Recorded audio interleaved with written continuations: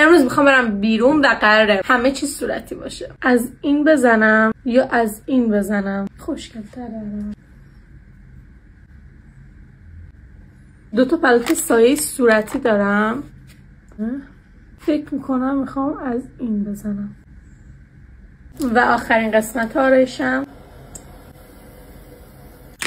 بریم سراغ لباس. لباس امروز هم میدونید تیشرت صورتیه با یه دونه شلوار پارچه سفید.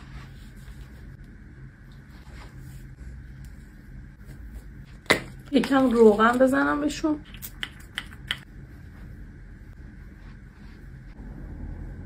ادکلون امروز.